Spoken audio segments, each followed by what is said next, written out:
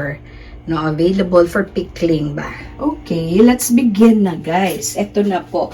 Meron pa akong containers na plastic na ganito. At saka ito po. These are breakable. These are plastic. So, depende. Ito breakable din siya, no? So, para kasi marami ang ating ipipreserve. So, ano lang siya, simple pickling. Oo, iba po ang pickling kesa sa fermentation talaga. So, pag pickles lang, lalagyan lang siya natin ng vinegar. Yan, kasi meron naman akong apple cider vinegar or you can use other kinds of vinegar. So, ito po ang palaya is 1.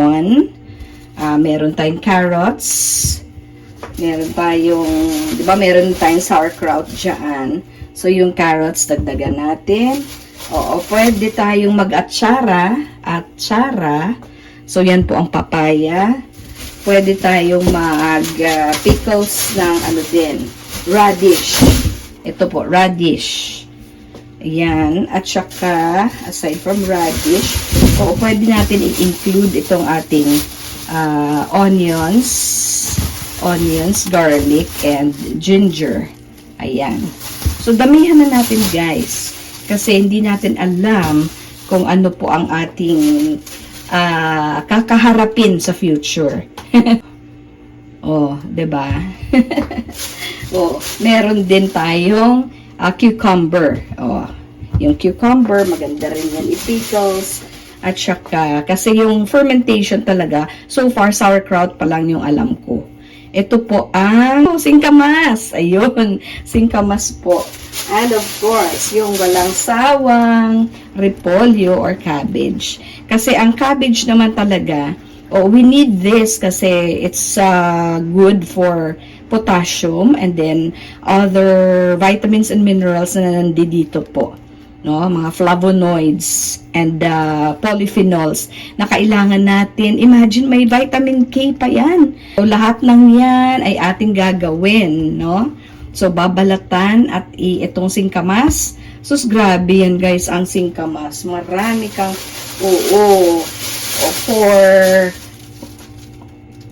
sa, brain food ito siya, kumbaga. It's a brain food. So, ito, ang ipipickles natin. Mabilis lang mag-pickles. Ilagyan mo lang yan. Balatan mo lang siya. Hiwain mo siya. Ilagay mo siya sa mga containers. At lagyan mo siya ng vinegar. Tapos, ang medyo komplikado lang at saka matrabaho actually yung pag-aatsara. So, atsara talaga yung medyo matagal gawin. So, ihuhuli natin yung atsara. Uunahin natin. Itong mabibilis lang. So, hugasan na ito. At syempre, patutuyuin muna natin siya, no? Kasi, gano'n naman talaga. Kailangan tuyo siya. Punasan mo para mabilis matuyo. And then, ito. You can, pwedeng balatan, pwedeng hindi. So, in our case, huwag na lang natin siyang balatan, no? Para hugasan na lang natin. Yung vinegar naman will actually kill all the bacteria o mga microbes dyan na harmful. Papatayin yan actually ng vinegar. Ito yung ating mahiwagang yan, diba? Madali lang siya when you use a peeler. Ito lang naman ipipil natin actually. Yung carrots. Let's peel the carrots. Tapos, isa-slice natin siya. Okay. Ang carrots is also good for fermentation. Pwede mo siya actually idagdag dun sa sauerkraut. Milk. Yun, for fermentation po talaga yan. Kaso hindi ko rin alam mag-ferment ng milk eh. What do you use for fermenting ba? The milk. Para magkaroon tayo ng lactobacillus. Yung yogurt nga, eh, diba? Milk din naman yan. There you go. Hanggang sa huli, magiging cheese. Okay. This one. Maganda na yan na. Mabilis lang mag-pickles. Ang matagal, yung fermentation process. Like this one, yung sauerkraut natin will take mga 5 to 7 days. O mainit naman po dito sa Pilipinas, kaya 5 days. Okay na po.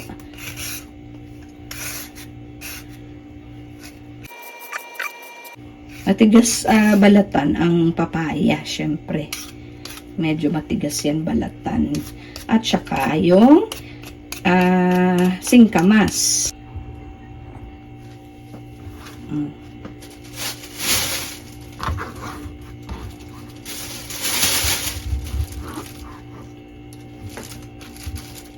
Ito, hindi ito maano sa balat-balat. Mas okay sa kanya yung knife. Yung ganito na klase ng knife, mas madali mo siyang ito, like that. Diba? Kakaiba kasi yung singkamas. Pero, it's a brain food. Grabe ang folate dito. Usually, lunchtime. After lunch, oo, lumalabas kami doon sa mga nagtitinda ng singkamas. Maganda pala yun sa brains ng mga bata. So, hindi ko alam dati. Kaya pala tumatalino kami. Pag kumakain kami ng singkamas, doon malapit sa bakod ng school namin. Syempre yung mga vendors po, 'di ba, sa labas ng school, nagtitinda sila. 'Yon. Kaysa naman kumakain tayo ng mga junk food. Ito hindi junk talaga. Diba? Ayan po. Tapos isa-slice natin sila. So, syempre, hihiwalay natin itong radish. At sa singkamas. Iba naman kasi ang taste nila, diba? Ang taste profile ng singkamas ay magkaiba kaysa sa radish. Ayan. Tuloy lang natin to ha. Ganyan mo konti para meron kang oops. Mahirap ito gamitan ng peeler. Kaya talagang knife ang tatanggal ko ng kanyang balat. Pinangbabalat at pinagtatalupan. Masarap din ang singkamas. Alam niyo ba? Masarap din po yan. Yung bitter gourd. Ayun yung ampalaya. Naman sana tayo maging bitter sa mga nararanasan natin sa buhay. No? Kailangan happy lang. Okay lang yun. Sad ka minsan. Magiging sad. Pero we can get over it. And then move on na tayo. Yun po. Pray lang natin yung mga nagigera.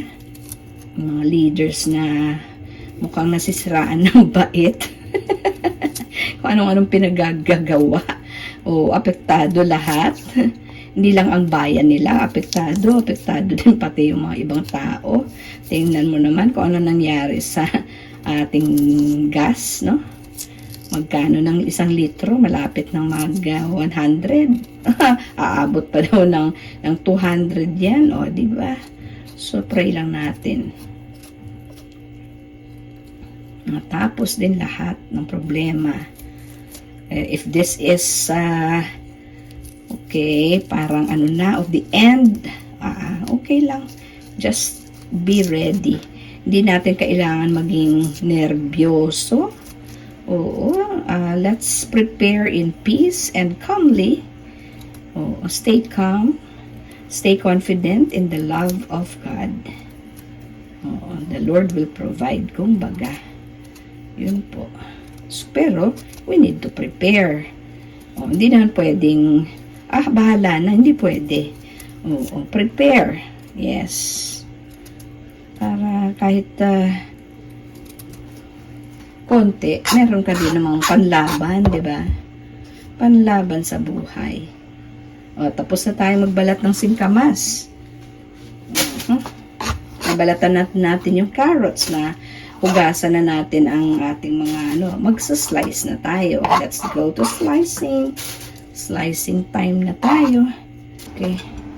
O, para mahiwalay natin yung mga flavors. Ito, iba kasi talaga yung flavor nito. Kaya, unahin ko siya. Wait lang. Matamis ang singkamas nila. Masarap ang singkamas. At maganda. Pag ilagay natin siya mamaya sa vinegar. Yung ating pickling solution. Okay. Yung pickling brine na tinatawag.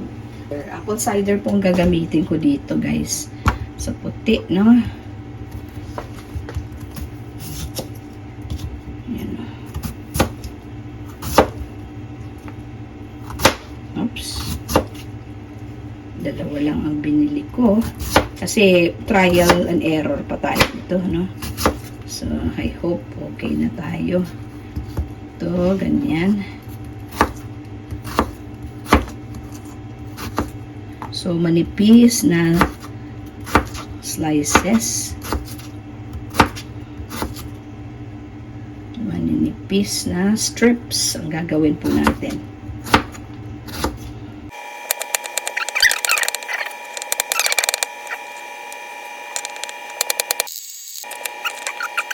Crunchy siya. And it will stay crunchy after pickling. Ma-preserve pa siya. And it will stay longer. Ang shelf life niya will be prolonged. Yan po ang purpose ng pickling.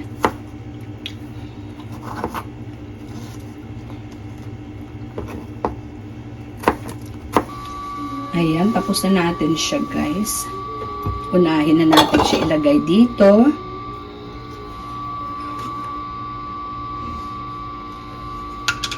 Okay. So, ito. Lalagay na natin itong ating singkamas. O, ating singkamas.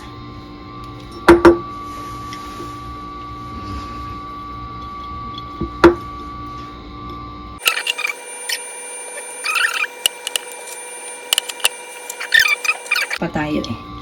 O, kasi kalahati pa lang.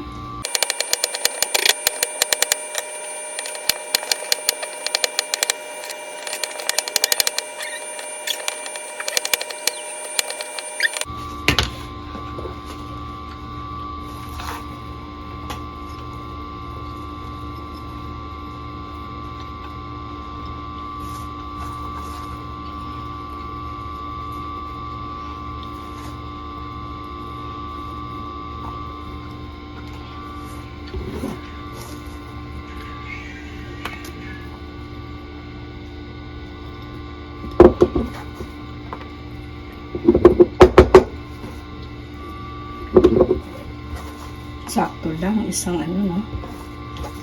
Yung ating isang shake pa natin siya para ayan, kita mo meron pa, may space pa yan. Sakto lang tong ating dalawang singkamas, sakto lang po para sa unang attempt natin sa pickling. Ito yun, guys, ha? Hindi siya okay, ayan, no, apple cider vinegar. It's not sponsored. So, ayan. Okay.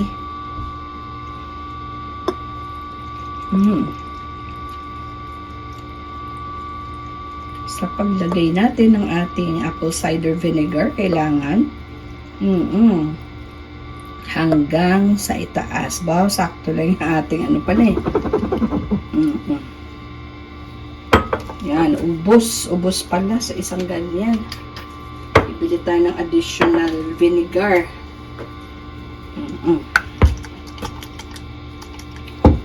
Okay lang yan. Ating ipipickle. Meron na tayo doon. Okay na.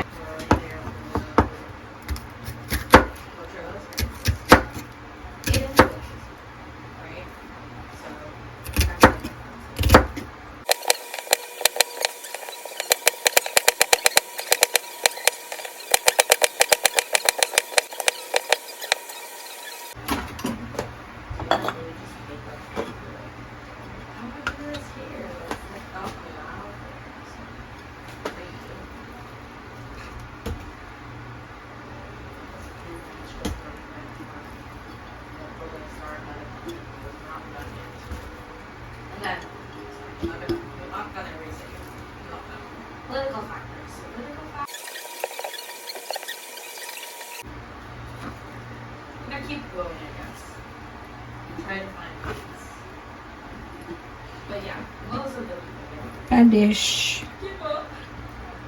Most of the people get one because it's And then, ang palaya. Ang palaya, radish, in the middle. And then, I'll put some more ampalaya. Okay. So, sakto lang siya, no? Sakto lang siya. there's just a lot.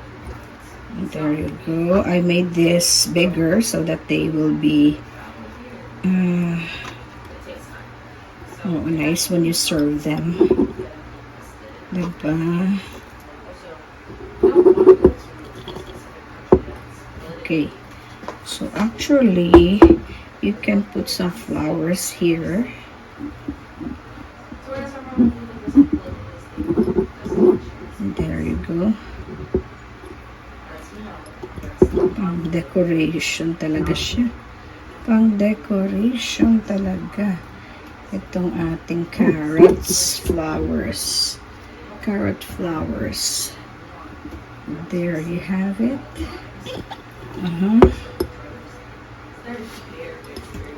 Ayan. Okay. Tapos, ilalagay na natin yung ano sa top. So, this is just pickling, guys. Pickling.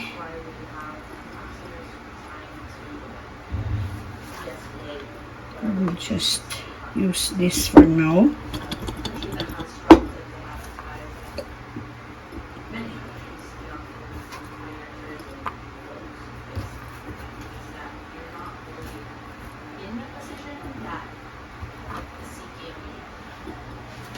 Okay. So, combination na to. It's a combination of dito sa ilalim, sa taas. So, let's fill the jar. So, the vinegar must be higher than all the rest of the ingredients. Ayan po. Higher siya dapat. Okay, ayan po. Technicolor na siya, di ba? Ang kulay-kulay niya. Ang kulay-kulay niya, oh. Look at that. How colorful that is. So, we have provision now. We have sauerkraut, then pickled cucumber, pickled singkamas with carrots. Then you have ampalaya, radish, and of course that one here is the we call that achara. Yes. And I'd like to show you that sugar can also preserve. So this one is mongo, but of course I just bought this. We can actually buy many of these ready-made in stores. But it's also good to know how to do it yourself, like what I did here. Success, guys. We were able to use our emergency stove. One burner lang siya. Yan ginagamit ko sa mga sanggupsalan. Ayan. So, kahit wala pong kuryente, makakapag-init tayo ng tubig, makakapagsaing, at makapagluto kahit ng mga emergency, lang po, no? So, I wish and pray na hindi natin gagamitin ito for any emergency. Basta importante, we're able to use it. Yan. O, practice para just in case.